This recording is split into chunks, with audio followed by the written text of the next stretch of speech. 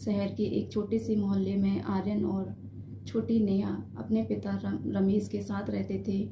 उनकी मां के गुजर जाने के बाद घर की रौनक जैसे कहीं खो गई थी। बच्चों की देखभाल और अकेलेपन को देखते हुए रमेश ने पुनर्विवाह कर लिया ताकि बच्चों को फिर से मां का प्यार मिल सके। घर में माया का आगमन हुआ। शुरुआत में माया बहुत दयालु बनी रही, लेकिन जैसे ही रमेश काम के सिलसिले में घर से बाहर जाने लगे, उसका असली रूप सामने आने लगा। धीरे धीरे करके हालात बदलने लगे। माया ने बच्चों के साथ भेदभाव करना शुरू कर दिया। आर्यन और नेहा, जो अभी स्कूल जाने की उम्र थी, उनसे घर का सारा भारी काम करवाया जाने लगा।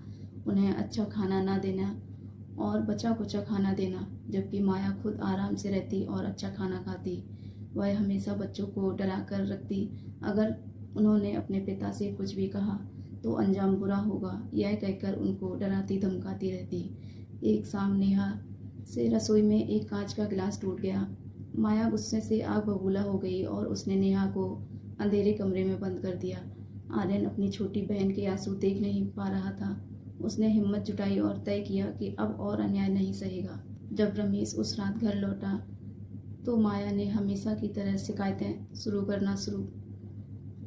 ने शिकायतें शुरू कर दी कि बच्चे उसकी बात नहीं मानते। लेकिन इस बार आर्यन चुप नहीं रहा।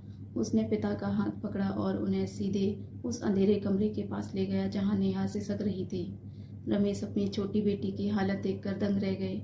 आर्यन ने रोते हुए सारी सच्चाई कह दी, खाने की कमी से लेकर रोज की डांट फटकार तक। रमेश को अपनी गलती का एहसास हुआ कि उन्होंने बच्चों की चुप्पी को उनकी खुशी समझ लिया था। उन्होंने उसी वक्त कड़ा फैसला लिया। रमेश ने माया को स्पष्ट कर दिया कि जिस घर में उनके बच्चों के लिए सम्मान और प्रेम नहीं, वहां उसके लिए कोई जगह नहीं। रमेश ने फिर कभी बच्चों का साथ नहीं छोड़ा। उन्होंने सीखा कि पिता का कर्तव्य केवल संसाधन जुटाना नहीं, बल्कि बच्चों के आत्मसम्मान और सुरक्षा की रक्षा करना भी पिता का फर्ज होता है। आर्यन और नेहा ने अपनी मां की कमी तो महसूस की, लेकिन अब उसके पास एक ऐसा पिता था जो उनके लिए ढाल बनकर खड़ा रहता था। दोस्तों, आपको इस कहानी से क्या सीख मिली, कमेंट में ज़रूर बताइए। और अभी तक आपने हमें फॉलो नहीं किया है तो फॉलो ज़रूर कर लेना। मिलते हैं आपको अगली कहानी में, तब तक के लिए धन्यवाद।